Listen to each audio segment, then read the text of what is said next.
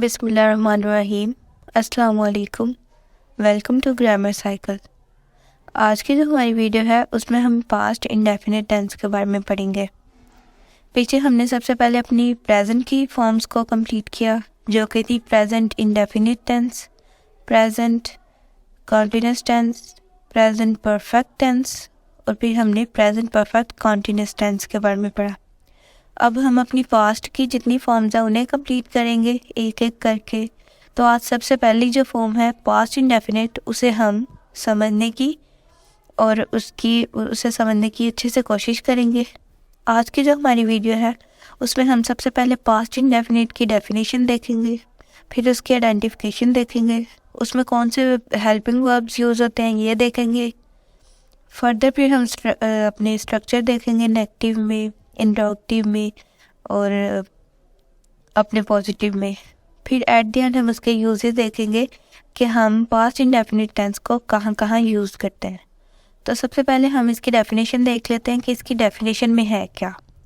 तो इसकी डेफिनेशन है the simple past according to the Cambridge dictionary. अगर हम कैम्ब्रिज डिक्शनरी की अकॉर्डिंग हम इसकी डेफिनेशन देखें तो वो यूँ है, The simple past, according to the Cambridge Dictionary, is defined as the form of verb used to describe an action that happened before the present tense and is no longer happening. मतलब ये ऐसे actions को describe करने के लिए use होती है कि ये टेंस यूज़ होता है जो पास्ट में हुए हों लेकिन फर्दर हमारे जो प्रेजेंट है उसमें ना हो रहे हों, वो सिर्फ पास्ट में हुए हों और वो ख़त्म हो गया। तो हम आगे इसे फर्दर पढ़ते हैं कि ताकि हमें अच्छे से इसकी जो डेफिनेशन है वो फर्दर पढ़ने से क्लियर हो जाएगी। तो आगे हम इसकी आइडेंटिफिकेशन देख लेते हैं कि आखिरकार जो पास्ट इंडेफिनिट है इसकी आइडेंटिफिकेशन क्या है। तो इसकी आइडेंटिफिकेशन यूँ है, how to identify past indefinite tense in Urdu.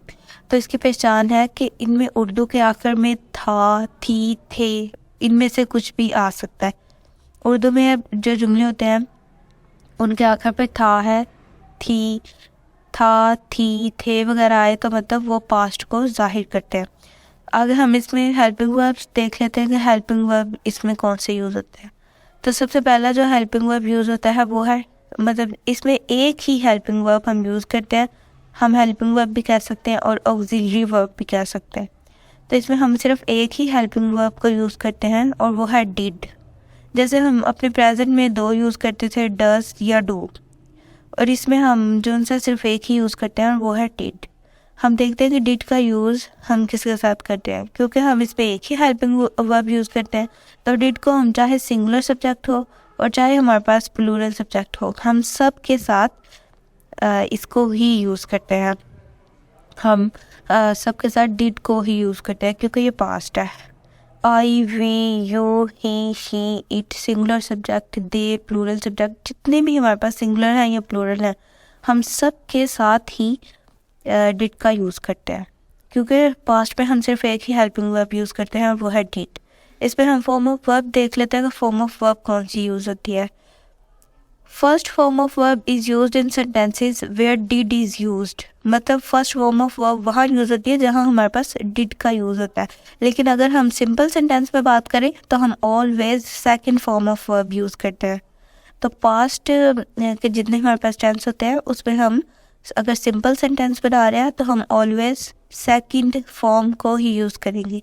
लेकिन अगर हम डिड का यूज़ कर रहे हैं, जैसे चाहे हम पास्ट में डिड का यूज़ कर रहे हैं, मतलब चाहे हम अपने नेगेटिव सेंटेंस पे डिड का यूज़ कर रहे हैं, चाहे हम अपने उसमें इंटरोगेटिव में, तो ऑब्वियसली हम डिड का यूज़ करेंगे। इंटरोगेटिव में चाहे हम डिड का यूज़ कर रहे हैं, तो जितने भी जुमलों में हम डिड का यूज़ करेंगे वहाँ हम first form of verb use करेंगे। लेकिन अगर हम सिंपल सेंटेंस बनाएंगे तो वहाँ हम सेकंड फॉर्म ऑफ वर्ब को ही हमेशा यूज़ करेंगे। आगे फर्दर हम इसे पढ़ लेते हैं ताकि हमें अच्छे से समझ आ जाए। आगे जो इसका सिंपल सेंटेंस है उससे बनाने का जो एक मेथड है वो देख लेते हैं कि सिंपल सेंटेंस बनाने का मेथड क्या है।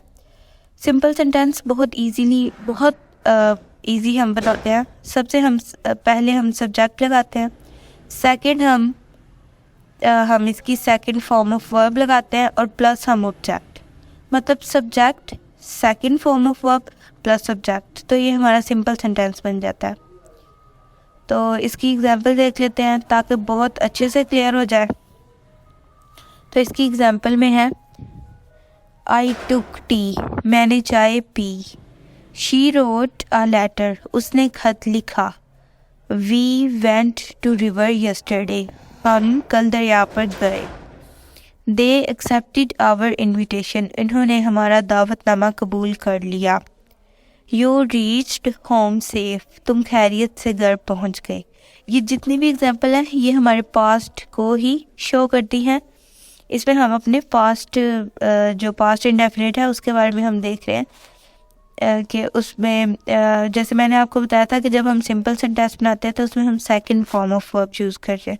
और अगर आप देखें इसकी जितनी भी एग्जांपल हैं उन सब में second form of verb he use हुई है। अगर पहली एग्जांपल कोई देख लें जो कि है आई टुक टी, मैंने चाय पी, तो इसमें टुक जो है वो टेक की सेकंड फॉर्म है, तो हमने इसमें सेकंड फॉर्म यूज़ की।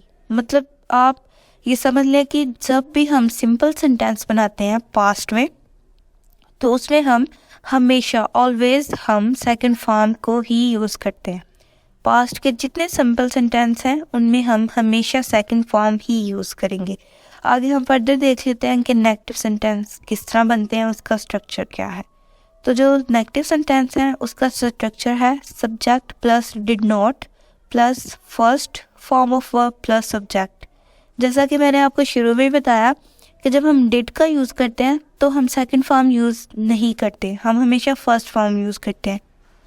पास्ट के अंदर जब भी हम डिड यूज़ करेंगे, चाहे वो हमारे नेगेटिव सेंटेंस हो और चाहे हमारे इंटरोगेटिव सेंटेंस हो, हम उनमें कभी भी सेकंड फॉर्म नहीं लगाएंगे, हम हमेशा फर्स्ट फॉर्म ऑफ वर्ब ही लगाएंगे। हम आगे देख लेते हैं एग्जाम्पल से, ज़्यादा अच्छा क्लियर हो जाएगा। तो सबसे पहले इसकी एग्जाम्पल है I did not take tea, she did not write a letter, उसने खत नहीं लिखा। We did not go to river yesterday, हम कल दरिया पर नहीं गए। They did not accept our invitation, इन्होंने हमारा दावतनामा कबूल नहीं किया। You did not reach home safe, तुम खैरियत से घर पहुंच नहीं गए। आगे देख लेते हैं फर्दर इसमें क्या है। They did not accept our invitation, उन्होंने हमारा दावतनामा कबूल नहीं किया।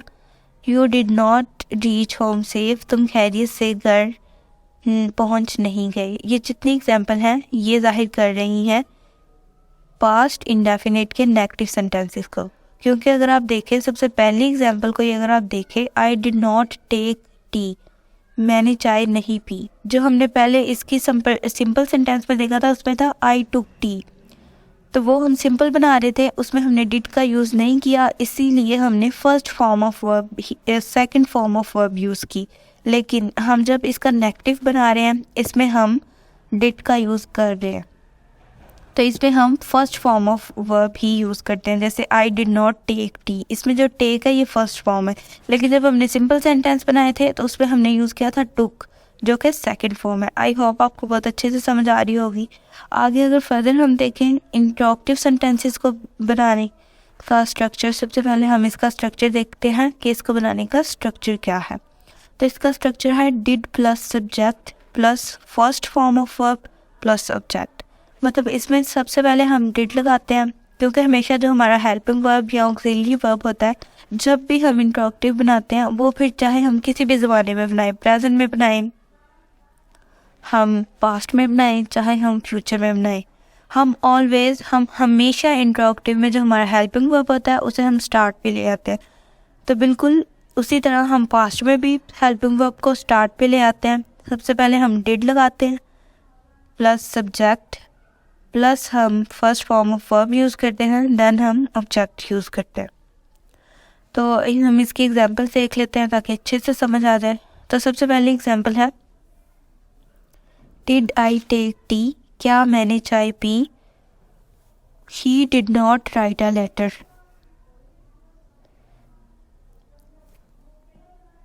ये थोड़ा सा एग्जाम्पल में मैं आपको दोबारा बता देती हूँ। Did she not write a letter, क्या उसने खत नहीं लिखा। अगली एग्जांपल देखते हैं। Did we go to river yesterday, क्या हम कल दरिया पर गए।